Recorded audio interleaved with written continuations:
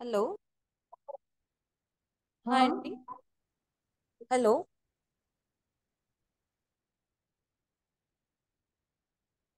अ, अभी मैम ने ग्रुप में डाला है वो वाला। हाँ, हो गई हो गई। हो गई आंटी, हो गई।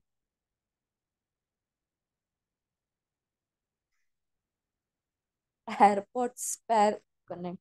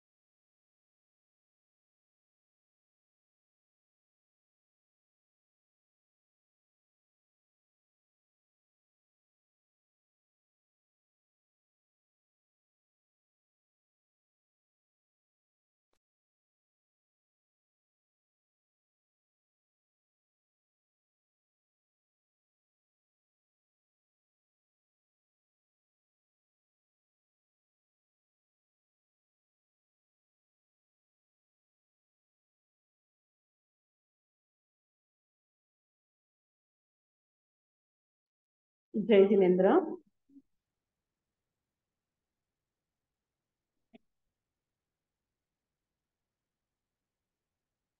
हेलो। मैं ऑडिबल?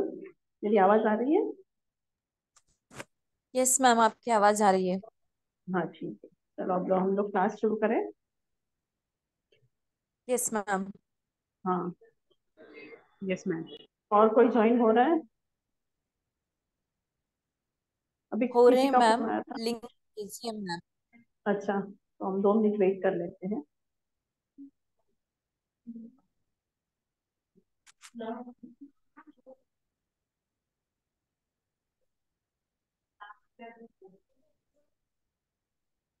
और है ना उसका परसों क्लास का रहेगा, तो फिर परसों का।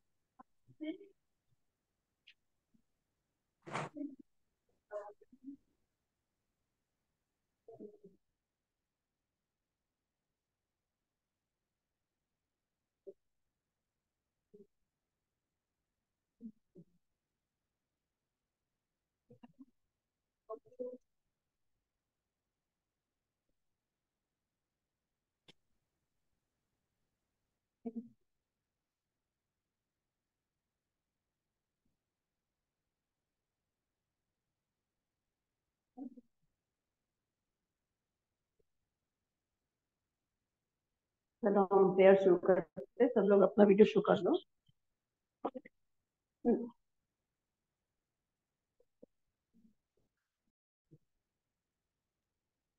नमो अरिहन्ताणं, नमो सिद्धाणं, नमो अयरियाणं, नमो पूवज्झायाणं, नमो लोये सवसाहुणे, ऐसो पंच नमोकारो सव पावपणासनो, मंगलाणं च सावे पावनं हवै।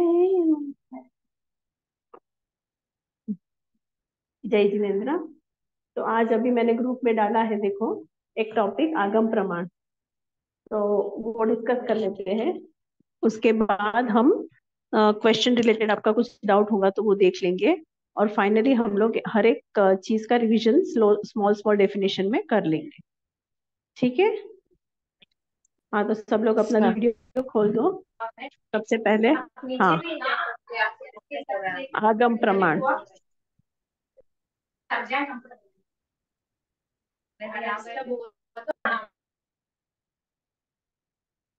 सबसे पहले हम देख रहे हैं आगम प्रमाण। तो आगम प्रमाण क्या होता है? तो जैन दार्शनिक शब्द अथवा आगम को अनुमान से पृथक प्रमाण मानते हैं। अभी हमने जितने भी आगम पढ़े, मतलब जितने भी तर्क लॉजिक के मेथड्स पढ़े, उसमें से क्या बोल रहे हैं कि अनुमान से एक पृथक, एक सेपरेट चीज है जिसको कहते हैं कि आगम प्रमाण। तो जैन दर्शन में आगम प्रमाण किसको कहते हैं? तो जो आप्त पुरुष के वचन है, उसके वचन से आविर्भूत अर्थ ज्ञान को आगम प्रमाण कहते हैं। मतलब आप्त पुरुष ने जो कुछ भी बातें बताई है, जो कुछ भी चीजें समझाई है, उसको जो लिपिबद्ध किया हुआ, तो उस चीज को हम लोग बोलते हैं आगम प्रमाण। तो उपचार से आप्त पुरुष के वचनों को भी आगम माना जाता है। तो मेन क्या है? आगम इज आप्त पुरुष के वचन। क्योंकि उन वचन से ही अर्थ ज्ञान प्रकट होता है, क्योंकि जो उसमें लिखा है उसके रिलेटेड ही समझने के बाद ही हमको क्या होता है, उसका अर्थ समझ में आता है। विनीता जी, वंदना जी, आपका वीडियो ऑन कीजिए। तो यहाँ पे महत्वपूर्ण क्या बात बताई है कि आप्त पुरुष के वचन तो कारण पर कार्य का आरोप या उपचार करने से आगम प्रमाण होते हैं, किंतु वास्तव में तो उन वचनों को सुनकर ही प्रमाता, मतलब जो श्रोता जो सुन रहा है, उसको इस चीज का अर्थ हो जाता है। ठीक है। तो उसी को कहते हैं आगम प्रमाण। तो वही है, वही उपादेय है, वही ज्ञेय है, वही जानने योग्य है, वही आराधने योग्य है, और वही करने से ही जीव की मुक्ति हो सकती है। तो आगम प्रमाण बहुत बहुत इंपॉर्टेंट टूल है जैन फिलोसॉफी के लिए। ठीक है। तो आप्त पुरुष एक ही है जो विश्वसनीय है। क्यों? ऐसा क्यों कि उनके जो वचन है वही क्यों विश्वसनीय है? क्योंकि उन्होंने जो भी ज्ञान दिया है वो अनुभव के बाद की वाणी है। जबकि कोई भी केवली होते हैं तो वो उपदेश देते हैं केवल ज्ञान प्राप्त करने के पहले भी। केवली नहीं, मतलब कोई भी साधु होता है सामान्य। पर जबकि आप तो पुरुष है, तीर्थंकर है, केवली है, वो एक बार केवल ज्ञान प्राप्त करने के बाद ही देशना देते हैं, उनके पहले वो मौन रहते हैं। तो ये बात क्या है? उनके अनुभव की वाणी है। उनके अनुभव की होने के कारण 100% करेक्ट है। वहां कोई दूसरा कोई ऑप्शन नहीं है कि शायद हो सकता है, ऐसा भी होता है, मतलब वहां कोई ऑप्शन ही नहीं है। That is the final thing. इसीलिए उसको बोलते हैं कि वही 100% विश्वसनीय है। तो अभी हमको ये जानना है कि वो वाणी अविसंवादिनी होती है तो वो कितने प्रकार के आप्त पुरुष कितने प्रकार के होते हैं? तो दो प्रकार के। एक तो लौकिक और दूसरे लोकोत्तर। तो लौकिक कौन है? जिससे भी हम संसार में जो कुछ भी सीखते हैं, जैसे अपने माता है, पिता है, गुरुजन है, हाँ, टीचर्स है। फिर हम जो जो क्लास करते हैं ना, स्पेशली जो भी सीखने जाते हैं, कुकिंग सीखने जाते हैं, तो उसके जो टीचर रहते हैं, मतलब one who has experted the field, मतलब जो उस फील्ड में एक्सपर्ट हुए हैं, जिसके पास से भी हम कुछ सीख रहे हैं ना, वो सारे गुरु होते हैं लौकिक व्यवहार में। पर तीर्थंकर अथवा केवल ज्ञानी जो पुरुष है वो क्या होते हैं? लोकोत्तर आप्त पुरुष कहे गए हैं। तो लोक व्यवहार में तो बालक के लिए माता पिता सारे लौकिक आप्त है, पर गुरुजनों के वचन भी लौकिक आप्त है। पर कौन से गुरु? जो राग द्वेष से रहित हो चुके हैं। वैसे तीर्थंकर आदि जो है वो कौन कहलाते हैं? लोकोत्तर। ठीक है, समझ में आ गया? तो उन्हीं के जो वचन होते हैं उन्हीं को हम बोल सकते हैं आदेश रूप वचन आगम। और वही है आगम प्रमाण। आगम के अनुसार ये है, आगम के अनुसार वो है। वो जो सारे होते हैं उसको बोलते हैं, वहां से जो हमको प्रमाण मिलते हैं उसको बोलते हैं आगम प्रमाण। ठीक है। इसके अलावा आगम प्रमाण के लिए और क्या बोल सकते हैं कि जो भी हमारे जितने भी आगम है, अंग बाह्य, अंग प्रविष्ट, मतलब 45 आगम कोई मानता है, कोई 32 आगम मानते हैं, मतलब जो कुछ भी आप्त पुरुष की वाणी है वो सारे किस में आएंगे? आगम प्रमाण में। क्लियर? इसके बाद हमको जो थोड़ा पढ़ना बाकी था वो था दृष्टांत। हम लोग ने दृष्टांत क्या कल नहीं किया था ना? हेतु एंड हेत्वाभास किया था, बराबर? Yes ma'am. हाँ। उसके बाद दृष्टांत एक बाकी था, और मैंने कौन सा बोला था और एक बाकी है कि व्याप्ति वही मैम। लास्ट था। व्याप्ति आपने नहीं की है ना? नहीं मैम। हाँ ठीक है, तो हम लोग वो सारा आज कवर कर लेते हैं। विनीता जी, वंदना जी। जी मैम। हाँ, आप लोग जानते हो ना, मैंने क्वेश्चन पेपर डाल दिया है, क्वेश्चन हाँ ma'am. Bank, sorry question bank डाल दिया है। और एक इम्पोर्टेंट बात मुझे आप लोग को बतानी थी कि आप लोग की एग्जाम शायद शायद प्रीपोन हो जाएगी आज ही। और थोड़े मैसेज आए हैं कि अक्टूबर एंड, मतलब 31 अक्टूबर से ही आपके एग्जाम शुरू हो जाएंगे, 31 अक्टूबर से 10 नवंबर। ठीक है। हाँ देखो लाइट आ गई, थोड़ी लाइट जगी ना, नींद से उठे। अभी ऑलरेडी मैंने असाइनमेंट भी दे दिया है, जैसे हाँ आपने समय सारका करके दिया था वैसे इसका भी दे दिया है। तो अब भी आप लोग को जल्दी से जल्दी असाइनमेंट के 4 क्वेश्चन भी बना के मुझे भेज देने हैं, और ये अक्टूबर एंड से ही आप लोग की एग्जाम शुरू हो जाएगी। तो भी कुछ मैम चेंजेस होगा या कंफर्म है कुछ मैम होगा तो अब। वही तो बोल रही हूँ, कुछ चेंजेस होगा तो मैं बोलती हूँ। आज तृप्ति मैम नहीं आए हैं, उनसे बात करके फाइनल डालती हूँ, बट अप्रोक्सीमेट तो 31 to 10 की डेट्स आ गई है। ओहो।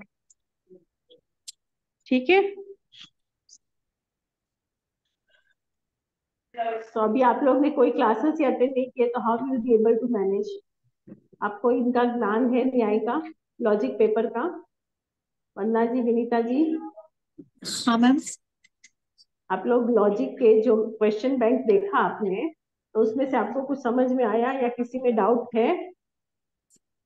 Did you go through? देखिए नहीं मैम, देखना है।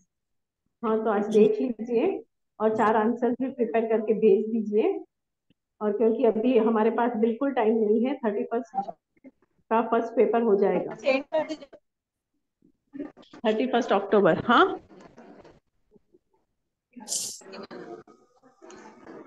ठीक है। विनीता जी आप भी देख लीजिएगा। हाँ मैम। हाँ, और असाइनमेंट भी लिख लीजिएगा। और जो भी क्वेश्चन बैंक में है ना, मैंने क्या किया है, ईयरफोन तो लागते तो नहीं है ना, सब रियल लागते हैं ना? अभी क्वेश्चन बैंक में मैंने क्या किया है कि आपका जो भी हेडिंग के नीचे जो सारे टॉपिक्स आते हैं ना, वो भी मैंने उसमें डाल दिए।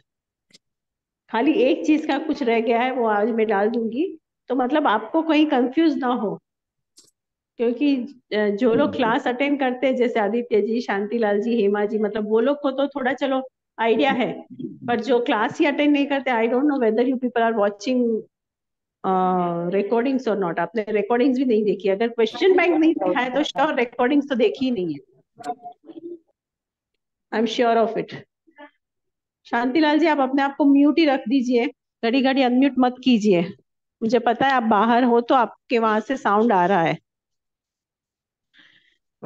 ठीक है, तो आज देख लीजिए, 2 दिन में अभी बहुत टाइम आपके पास कम है, तो फटाफट क्वेश्चन बैंक देख लीजिए, आंसर क्या क्या है आपके पास देख लीजिए। मैंने बहुत सारे नोट्स भी शेयर किए हैं ग्रुप में, वो भी देख लीजिए, एक एक हेडिंग करके वो भी डाल के डाला हुआ है।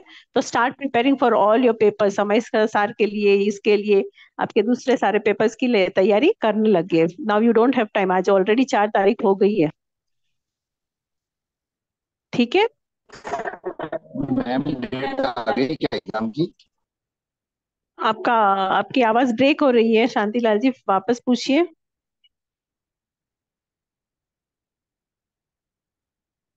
क्या पूछा शांतिलाल जी ने, कुछ सुनाई दिया? मैम वो पूछ रहे हैं कि एग्जाम की डेट आ गई है क्या। शायद आपने जब एग्जाम बोला के, था ना तब वो नहीं थे। हाँ हाँ, तब नहीं वो नहीं एग्जाम थे। की डेट फाइनल नहीं आई है। 31 to 10 तक है वो फाइनल। टाइम टेबल आएगा तो मैं इमीडिएटली शेयर कर दूंगी, बट स्टार्ट प्रिपेयरिंग। ठीक है। तो अभी व्याप्ति क्या है, तो व्याप्ति किसे कहते हैं? तो साधन रूप वस्तु साध्य रूप वस्तु के होने पर ही होती है। ठीक है। जो हमारे पास जो भी साधन है, वस्तुएं हैं, जो भी मीडियम है, जो भी चीज साधन है हमारे पास, वो साध्य रूप वस्तु के होने पर ही होती है, और साध्य रूप वस्तु के नहीं होने पर वो नहीं होती है। उससे कहते हैं, इस ज्ञान को कहते हैं व्याप्ति। ठीक है। जैसे साधन रूप धूम साध्य रूप अग्नि के होने पर ही होती है। साधन रूप यहाँ क्या दिखाया है कि धुआं, जो धुआं निकल रहा है, तो वो धुआं आएगा अगर वहां अग्नि होगी तो ही। अगर वहां अग्नि नहीं होगी तो वहां धुआं नहीं होगा। उसे कहते हैं, इस तर्क से जो निर्णय लेते हैं उसे कहते हैं व्याप्ति। समझ में आया? Is it clear? मैम एक बार और। हाँ, यहाँ पे बोल रहे हैं कि साधन रूप वस्तु साध्य रूप वस्तु के होने पर ही होती है, और साध्य रूप वस्तु के नहीं होने पर वो नहीं होती है। तो इसका एग्जाम्पल क्या है? अगर हम कहीं आग लगेगी तो धुआं होगा। तो धुआं अगर दिख रहा है तो उसका मतलब है कि वहां आग लगी है। बराबर विनीता जी? और यस सर। धुआं नहीं है तो वहां अग्नि भी नहीं है। इस तरह का जब हम अनुमान कर सकते हैं, उस तर्क को कहते हैं व्याप्ति। ठीक है। तो आई रिपीट, साधन रूप वस्तु साध्य रूप वस्तु के होने पर ही होती है, और साध्य रूप वस्तु के नहीं होने पर साधन रूप वस्तु नहीं होती है। इस ज्ञान को व्याप्ति कहते हैं। जैसे साधन रूप धूम साध्य रूप अग्नि के होने पर ही होती है, और साध्य रूप अग्नि के न होने पर साधन रूप धूम नहीं होती है। तर्क से इसका निर्णय लिया जाता है, उससे कहते हैं व्याप्ति। क्लियर? Yes sir. और जैन दर्शन में व्याप्ति को भी बहुत इंपॉर्टेंट दिया हुआ है। माणिक्य नंदी ने पूर्व जैन दर्शन में व्याप्ति के लक्षण भी बताए हैं। फिर सिद्धसेन, अकलंग देव, विद्यानंद आदि उन दार्शनिकों ने भी जैसे हेतु के बारे में समझाया था, वैसे ही व्याप्ति के बारे में भी उन्होंने बहुत सारी चीजें हमको बताई है। तो व्याप्ति दो प्रकार की होती है, एक अंतर्व्याप्ति और दूसरी बहिर्व्याप्ति। व्याप्ति कौन कितने प्रकार की होती है? दो प्रकार की। एक होती है अंतर्व्याप्ति और दूसरी होती है बहिर्व्याप्ति। तो ये नाम खुद ही उसको समझा रहा है। अंतर मतलब अंदर, बहिर मतलब बाहर। उतने तो आपको समझ में आता है, अंतर्व्याप्ति एंड बहिर्व्याप्ति। तो व्याप्ति जब अंदरूनी रूप से जब चेंजेस होते हैं तो उसे बोलते हैं अंतर्व्याप्ति। ठीक है। जैसे आत्मा के इतने सारे गुण हैं, तो यहाँ पे क्या कहा है कि पक्ष में ही साधन की साध्य के साथ व्याप्ति होने को अंतर्व्याप्ति, तथा पक्ष के बाहर व्याप्ति होने को बहिर्व्याप्ति कहते हैं। समझ में आया?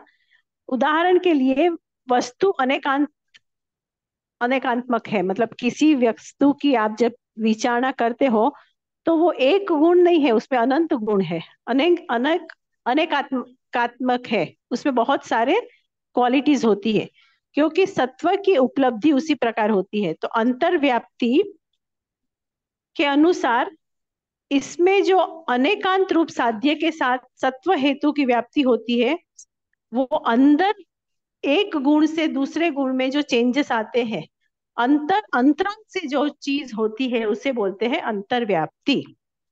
जब बाहर के कुछ उसमें चेंजेस आते हैं आपकी वजह से, पक्ष की वजह से, तो उसको बोलते हैं बाहिर व्याप्ति। समझ में आ रहा है?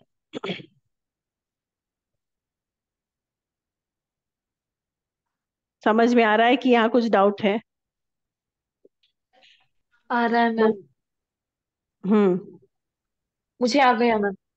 हाँ, आप लोग को? हाँ मैम। विनीता जी, वंदना जी, समझ में आ गया ना? हाँ मैम। तो व्याप्ति ये है और उसके दो प्रकार ये है। ठीक है, आगम भी पता चल गया। अभी हम लास्ट अपना कौन सा टॉपिक रह गया है? दृष्टांत। दृष्टांत का अर्थ क्या होता है? एग्जाम्पल। दृष्टांत का मतलब एग्जाम्पल। एग्जाम्पल। ठीक है, तो अभी हम यहाँ पे एक सेकेंड ना,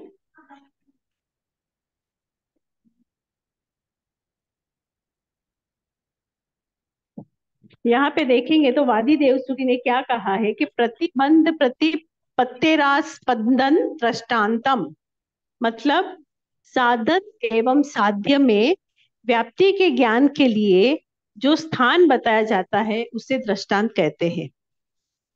मतलब इसका मतलब क्या है कि हेमचंद्र ने व्याप्ति दर्शन के बारे में भी बहुत इंपॉर्टेंस दिया है। वो कहते हैं जहां पर साध्य के साथ साधन की व्याप्ति दिखाई जाती है उसे ही व्याप्ति कहते हैं। मतलब जब आप कोई अग्नि देखते हो, अभी हम लोग का धुआं और माउंटेन में अग्नि जो धुआं दिख रहा है, तो उससे हम क्या अनुमान लगा रहे हैं कि नीचे अग्नि है, बराबर?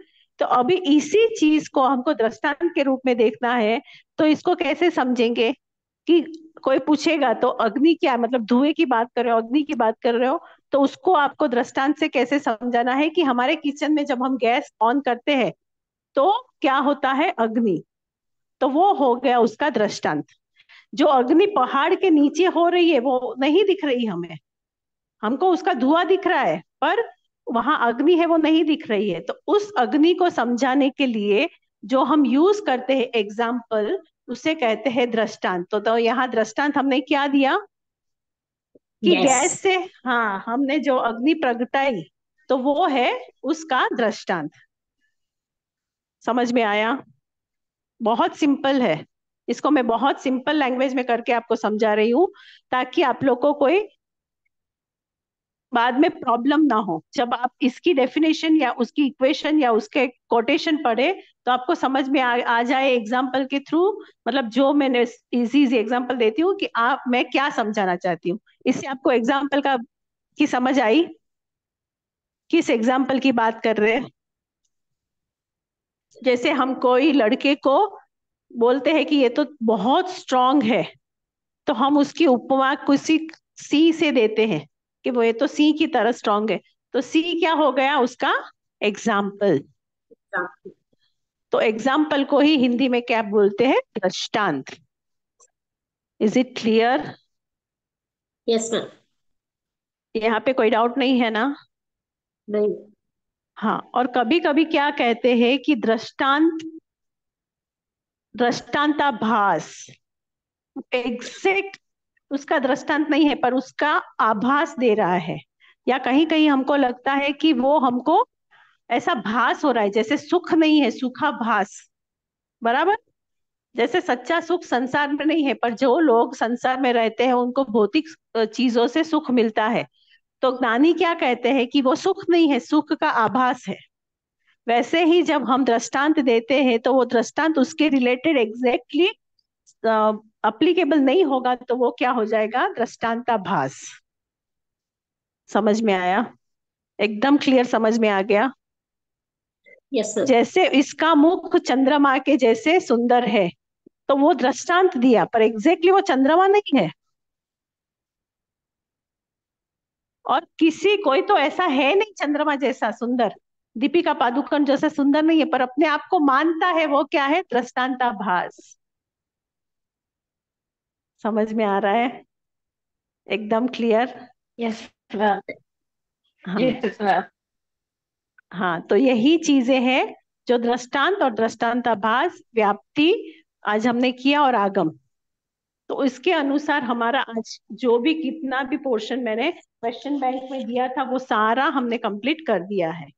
ठीक है, और कल हमने क्वेश्चन बैंक भी डिस्कस कर लिए, पर उसके अलावा भी आपको कभी कुछ डाउट हो और कुछ एक्स्ट्रा क्लास चाहिए तो वो आप लोग बोल देना, तो हम लोग एक बार रख देंगे। पहले आप पूरा सिलेबस देखो, पूरी चीजें देखो, और पूरी नोट्स जो मैंने हिंदी में दी है वो पढ़ो। और मैंने इंग्लिश में भी ये नोट्स निकाली है उसमें से, और परीक्षा मुख पूरी बुक जो इंग्लिश में है वो भी मैंने आज उसमें डाल दी है, ग्रुप में डाल दी है, अगर किसी को इंग्लिश का वर्जन वो चाहिए तो। ठीक है। फिर उसके अलावा हमने जो जो सारे प्रमाण क्या है, प्रमाण के ये क्या है, वो सारी चीजें हम लोग ने पूरे सारे क्लासेस में डिस्कस की है। और हमारी पैटर्न जो है वो ए बी और सी सेक्शन वाली एग्जाम की पैटर्न है, तो वो तो आपको पता है। तो सी सेक्शन में जो आएगा 12 मार्क्स का question, that will be compulsory. उसमें तो कोई ऑप्शन होता ही नहीं है, उसमें एक ही देते हैं बराबर। तो वो कोई भी हो सकता है, कोई भी हो सकता है। So each and every topic you have to study with its division और कैरेक्टरिस्टिक्स। जो दो चीजें मतलब क्वेश्चन में जो बताया है, क्वेश्चन के बैंक में मैंने, वो सारा वैसे का वैसे पढ़ोगे तो आप 12 मार्क्स के लिए लिख पाओगे। समझ में आया? फिर उससे आता है 9 मार्क्स का क्वेश्चन, नेक्स्ट सेक्शन बी। उसमें आपको कितने, 4 लिखने हैं मेरे ख्याल से, आउट ऑफ 5, बराबर। तो जी उसमें भी क्या है मैम, जो, 2 ही लिखने, out of 3 we have to write 2। हाँ आउट ऑफ 3 आपको 2 लिखने हैं बराबर। तो वहां पे भी कोई भी टॉपिक आ सकता है, मतलब हमारे जो भी बड़े, हाँ डाल दूंगी शांतिलाल जी। तो जो भी हमारे टॉपिक्स है ना, उन सारे टॉपिक्स के सब डिविजन्स मैंने क्वेश्चन बैंक में डाल दिए हैं। जैसे साम व्यवहारिक प्रत्यक्ष, तो वो क्या होता है, उसके नोट्स है, और उसके सब डिविजन्स क्या होते हैं वो मैंने क्वेश्चन बैंक में डाल दिया। तो आप वो उस टॉपिक को खोलोगे तो वो सारा आपको मिल जाएगा, और मेरे क्लासेस सुनोगे तो उसमें भी मिल जाएगा। अगर आपके पास उतना टाइम नहीं है अभी सारे क्लासेस सुनने के, तो नोट्स भी मैंने पूरे दिए हुए हैं, तो उस नोट से आप वो प्रिपेयर कर सकते हो। और उसमें जो नहीं समझ में आए वो क्लास में आप जाके देख सकते हो। मैंने हर एक क्लास को टैग किया है कि ये क्लास में हमने क्या पढ़ा है, वो क्लास में हमने क्या पढ़ा है। आप उसको खोल के देख सकते हो। अगर वहां पे भी आपको कुछ डाउट रह जाए तो सब मिलके एक बार बोल देना, तो हम वापस एक क्लास रख देंगे as your revision, final revision. ठीक है। और मैम कुछ डाउट है? और कुछ डाउट है? अभी अनुमान क्या है, प्रमाण क्या है, प्रमाण के डेफिनेशंस दिए, फिर प्रमाण करने के टूल्स, 11 टूल्स मैंने दिए हैं, वो सारे टूल्स को मैंने क्लास में समझाया, और सारे की डेफिनेशंस भी मैंने दी है क्लास में। फिर आगम प्रमाण, मतलब प्रमाण क्यों इंपॉर्टेंट है, और सब आगमों में और सारे अलग अलग वादियों ने उस प्रमाण के लिए जैसे जैसे प्रमाण इसका ग्रोथ हुआ ना, जैसे जैसे, तो उस सारे दूसरी सदी में, तीसरी सदी में, चौथी सदी में कौन आया, उसने क्या किया, तो वो जो सारी बातें हैं ना, उसका डेवलपमेंट कैसे हुआ वो भी मैंने पूरा क्लास में करवाया है।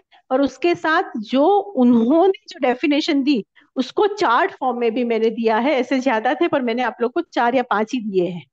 तो उस हिसाब जैसे जैसे तत्वार्थ सूत्र में उमा स्वाति जी ने प्रमाण के का चार्ट क्या दिया है, मतलब उसको कैसे सब डिविजन के साथ दिया है, तो वो पूरा चार्ट भी मैंने दे दिया है आप लोग को। तो अगर एग्जाम में चार्ट आए तो आपको वैसे का वैसे खाली वो चार्ट, 2 चार्ट करने हैं, वादी देवसूरी के हिसाब से कौन सा प्रमाण का चार्ट क्या है, तो वो आपको ड्रॉ करना है। ठीक है। और क्या है डाउट? हेतु क्या है, हेतुआभास क्या है, दृष्टांत क्या है, आगम क्या है, फिर ये अवग्रही वै धारणा वो डाउट है मैम। प्रत्यक्ष हाँ।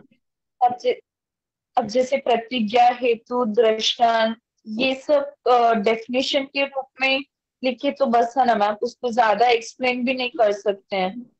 नहीं, पर उसके अगर देखो 9 मार्क्स के लिए है तो आप उसकी डेफिनेशन को देख के फिर उसके सब डिविजन्स को, जहां मैंने लिखा है कि खाली narrate the names of the sub division, तो खाली आपको उसके नाम लिखने हैं। पर अगर बड़ा क्वेश्चन है तो आपको उसकी डेफिनेशन भी लिखनी है। प्रतिज्ञा क्या है, हेतु क्या है, आगम क्या है, दृष्टांत क्या है, उसकी डेफिनेशन। और जहां जहां उसके सब डिविजन्स है तो उसके सब डिविजन्स भी आपको लिखने होंगे। Is it clear? Okay ma'am. या मैम। हाँ। तो अभी एक्चुअली तो मेरा पूरा पोर्शन आज कंप्लीट हो रहा है और पूरी चीजें हमने डिटेलिंग में कर ली है। पूरी नोट्स में एक दो नोट्स शायद बाकी रहेगी होगी, पर पूरे मैं वो सिलेबस उसमें भी डाल दूंगी, आपको भेजूंगी। पर अभी तो सारे क्लास में मैंने सारे नोट्स डाउनलोड आपको सेंड कर दिए हैं। तो अब अगर वो आप खोल खोल के रखोगे तो उसमें से भी आपको पूरी चीजें मिल जाती है। और यहाँ पे कोई रहता है बैंगलोर में और किसी को चाहिए तो इस बुक का आप जेरोक्स भी पूरा ले सकते हो। तो उसी में से नोट्स पूरे हैं। और दूसरे भी मैंने बहुत सारे रेफरेंसेस यूज किए हैं, पर इसमें आपको बहुत सारे मिल जाएंगे। इसीलिए जब बन्ना जी यहाँ आए थे तब मैंने बोला था। अर्जेंट आऊंगी मैम, एक दिन आऊंगी कभी। हाँ, पहले इन पर इन्फॉर्म करके आना। हाँ हाँ श्योर। हम्म। वो क्या था मैम बुक का नाम जो आपने ये दिखाया है अभी? ना, अभी जो मैंने दिखा है ना, वो है जैन प्रमाण शास्त्र, बुक का नाम है, बाय हाँ डॉक्टर धर्मचंद जैन। और उसको परीक्षा मुख में भी उसकी सारी बातें हैं, पर उसमें क्या है, वो पर्टिकुलर चीज को एक्सप्लेन की है, पर सारे अलग अलग लॉजिशियंस ने क्या बताया है ना, वो सारा एक्यूमुलेटेड किया हुआ इस बुक में है। इसीलिए आपको सारी चीजें मिल जाए, इसलिए मैंने ये बुक का रेफरेंस ये दे रही हूँ। नहीं तो परीक्षा मुख भी हिंदी में भी मैंने आपको ग्रुप में डाली हुई है, आप वो भी रेफर कर सकते हैं, या दूसरा कोई भी रेफर कर सकते हैं, उसमें कोई प्रॉब्लम नहीं है। परीक्षा मुझको इंग्लिश में भी दी है, पर ये नोट्स की वापस मैंने ये बुक की वापस नोट स्कैन कर करके मैंने पूरी पीडीएफ फाइल बना के आप लोग को भेजी है कि आप लोग को पढ़ने में इजी रहे। अभी आप लोग के पास टाइम नहीं है तो फटाफट पढ़ना शुरू कर देना। पहले आप तो असाइनमेंट लिख के भेज दो, वो भी फटाफट हो जाएगा। और तो असाइनमेंट का मैंने 15 तारीख बोला था, तो अभी आप देखो हफ्ते में करके भेज दो, जी जी। तो आपका काम शुरू हो जाएगा। हाँ ठीक है। और कुछ डाउट है इस पेपर रिलेटेड? वो डाउट तो तब आएगा जब आप एक बार क्वेश्चन पे बैंक खोलोगे, बुक खोलोगे, पढ़ोगे, फिर डाउट आएगा। पर अभी प्लीज शुरू कर दो। Now you don't have time, it's really seriously you should start it of. आज ही मुझे जैसे ही इंफॉर्मेशन मिली अप्रोक्सीमेटली की, तो आज ही मैंने बोल दिया आप लोग को। तो अगर 31st को ही हो गया पेपर तो यू डोंट हैव टाइम। पर यस आपको मैम। समय सार में भी अच्छा पढ़ना है, इसमें भी अच्छा पढ़ना है, दूसरे सारे टॉपिक्स भी आपके हैं, उसमें भी आप लोग को पढ़ाई करनी रहेगी। तो अभी तो कुआं खोदना ही पड़ेगा, बहुत प्यास लग गई है। टाइम ही नहीं है, बहुत शॉर्ट नोटिस हो गया। शॉर्ट नोटिस फिर भी इतना है कब, पर आप लोग तो कब से हम बोल रहे थे, ऐसे भी नवंबर में तो आने वाली ही थी, तो ये नवंबर में ही होगी। पर अक्टूबर, अनुश्रुति आपका म्यूट कर दो। तो एक्चुअली ये October and 31st last day ही है, तो मतलब नवंबर में ही है आपकी एग्जाम। आदित्य को बहुत भाव किए थे कि मैम दिवाली के पहले एग्जाम हो जाए, दिवाली के पहले हो जाए। देखो अभी हो गया, आपके भाव पूरे हो गए आदित्य जी। अच्छा मैम, एक तरह से दिवाली के पहले हो जाएंगे तो मेरे दोनों एग्जाम्स हो जाएंगे और चातुर्मास के बाद हम विहार आराम से कर सकते हैं। नहीं तो हाँ हमारा विहार हो ही नहीं पाता है। हाँ, वो बहुत उसमें दिक्कत आ जाती है। ठीक है, तो मेरे ख्याल से 10 तक हो जाएगा, फिर सीधी दिवाली है 12 को तो। तो आप दिवाली के काम कैसे करोगे वो पता नहीं है, पर इसको ये तो करना ही है आप लोग को अभी। ठीक है, तो अब से जुट जाओ। All the best to all of you. फटाफट सब पढ़ने लगो, सब करने लगो। और कुछ भी डाउट हो तो मैम हाँ हाँ मैम, बोलिए। हमारी एक बार रिविजन क्लास, 2 क्लास लेना मैम आप। हाँ, तो आप बोल दो कब लेना है। और उसके पहले पहले मुझे है ना नेक्स्ट वीक से भगवती सूत्र पहले करना है ना, वो खत्म करना है। क्योंकि वो आपका समय सार, आचारांक सूत्र और भगवती सूत्र, ये तीन है ना वो एक पेपर में। तो पहले मैं भगवती सूत्र करा दूंगी, फिर उसके बाद हम लोग वापस ये लॉजिक का रिवीजन करा दूंगी। तब तक आप लोग असाइनमेंट लिखो, तो आपको भी यस आइडिया मैम। आएगा कि आपको एग्जैक्टली क्या डाउट है, क्या समझ में आ रहा है, क्या नहीं आ रहा है। तो पहले आप अपना काम शुरू करो, फिर आप बोलो, तब मैं क्लास ले लूंगी, नॉट एन इश्यू। पर एक बार भगवती सूत्र भी हमको खत्म ठीक है करना मैम। है। ठीक है। या मैम। अनुश्रुति, विनीता जी, यस। जी मैम। हाँ, तो अब सब फटाफट शुरू कर दो पढ़ाई। जी मैम। और बोलो।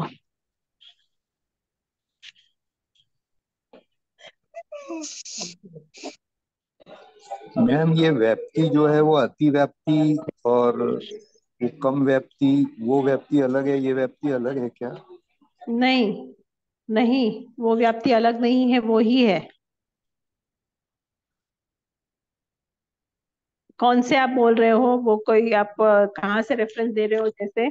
तो कुछ आप भेजो तो मुझे आप एग्जैक्टली क्या पूछ रहे हो वो समझ में आएगा। इस यहाँ पे तो दो तरह का ही व्याप्ति दिखाया हुआ है, दिया हुआ है ये किताब में। पर आप कौन सी बात कर रहे हो वो मुझे समझ में नहीं आ रहा एग्जैक्टली। शांतिलाल जी, आप वो बाद में न्याय में जब, आती है, वो व्याप्ति न्याय में आती है। हाँ हाँ, वही न्याय की तो बात कर रही हूँ। तो इसके अलावा भी बहुत सारे डिविजन्स है, जैसे मैंने आपको बताया ना। हम लोग ने लास्ट क्लास में हेतु और हेत्वाभास किया था ना। तो उसमें कारण हेतु, पूर्वचर हेतु, उत्तरचर हेतु, सहचर हेतु। तो हम लोग ने ये चार हेतु के बाद विधि विधि और वो जो है ना, वो चार वाले जो स्थानांक सूत्र में दिए हैं वो सारे डिटेल किए हैं। और उसके बाद है ना बहुत सारे, जैसे जैसे आगे दूसरे दूसरे लॉजिशियंस आते गए उन्होंने तो बहुत सारे और भी बताए हैं। जैसे अभूत भूत, भूत अभूत, फिर अनुपलब्धि हेतु, फिर विरुद्ध लब्धि हेतु, मतलब इतने सारे, लगभग 16 से 20 सब डिविजन्स और भी है। तो उन सारों को मैं करा सकती हूँ, पर आप लोग के लिए वो है ना बहुत डिफिकल्ट हो जाएगा, you will get more confused.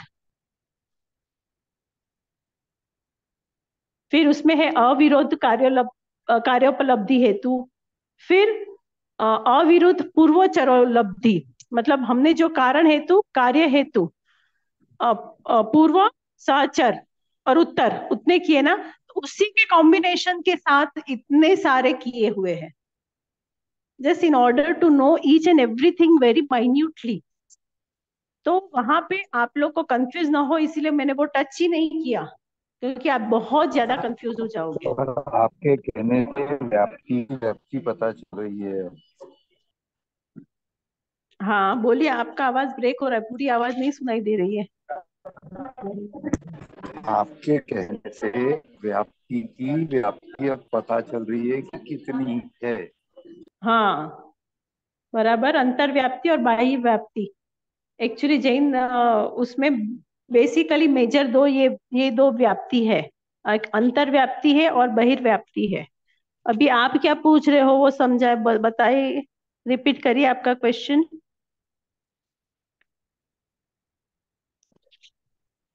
Shantilal ji, can you repeat your query? Very ma'am वो नॉट बता रहे है। हैं अव्याप्ति और अतिव्याप्ति, जो व्याप्ति के दोष है ना उनके बारे में बता रहे हैं, वो पूछ रहे हैं। हाँ हाँ, बराबर है, तो वो भी बराबर ही है, करेक्ट ही है। हेलो,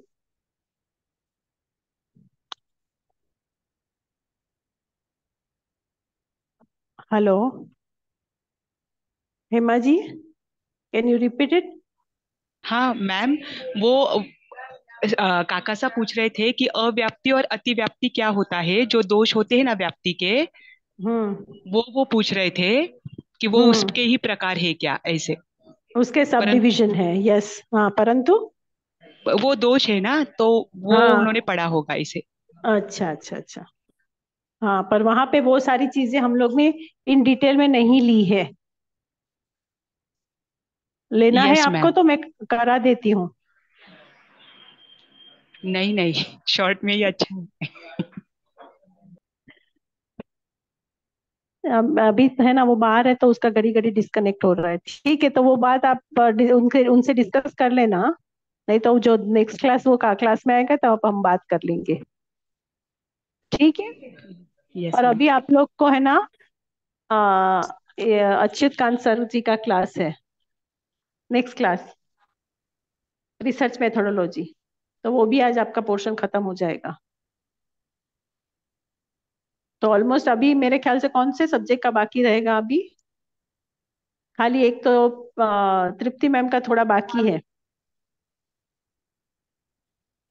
उनका बाचारंग सूत्र का थोड़ा बाकी है। और और हमारा फिलोसॉफी। भगवती, अच्छा फिलोसॉफी का भी चल रहा है, और भगवती सूत्र भी हम लोग कर लेंगे। फर्स्ट एक ही चैप्टर है उसमें भी, क्योंकि वो 3 मिला के है ना एक पेपर आपका, तो वो भी हम लोग फटाफट खत्म कर देंगे। पर तब तक आप इसकी असाइनमेंट लिख लो।